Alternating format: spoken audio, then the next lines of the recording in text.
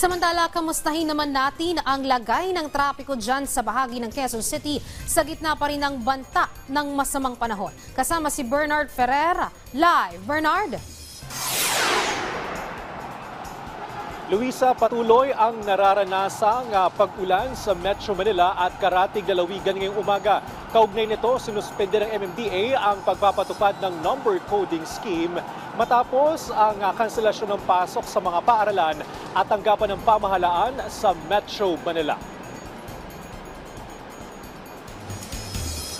Patuloy ang nararanasang katamtaman hanggang malakas sa pag-ulan sa Metro Manila ngayong umaga. Bata ito sa pinakuling thunderstorm advisory ng Pag-asa. Bukod sa Metro Manila, apektado rin ng ganitong lagay ng panahon ang mga lalawigan ng Cavite, Rizal, Batangas, Zambales, Bataan, Pampanga, Bulacan at Tarlac. Inuulat din ang pag-ulan sa bahagi ng Laguna, partikular sa Victoria at Pila. Gayon din sa Quezon, lalo na sa San Francisco at Calauag. Pinapayuhan ng publiko na mag-ingat at maghanda sa posibleng epekto ng pag-ulan gaya ng biglaang pagbaha at pagguho ng lupa, lalo na sa landslide at flash flood prone areas. Samantala, inanunsyo ng Metropolitan Manila Development Authority MMDA ang pagsuspende ng pagpapatupad ng number coding scheme ngayong Lunes.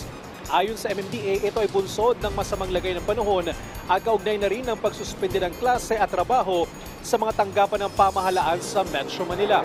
Patuloy na tumutok sa inyong pambansang telebisyon at sa official social media account para sa karagdagang impormasyon. Luisa, sa lagay ng trapiko, maayos ang usad ng mga sakyan sa magkabilang lane ng Quezon Avenue, gayon din yung mga papasok ng elliptical road. Kung mapapansin ninyo sa aking likuran, nakatigil lamang yung mga sasakyan dahil may stoplight sa unahang bahagi ng Quezon Avenue. Para sa mga kababayan natin na lalabas ngayong umaga, magbaon po ng payong at mag-ingat din po sa pagmamaneho para sa mga motorista. Balik sa iyo, Luisa. Maraming salamat, Bernard Ferrer.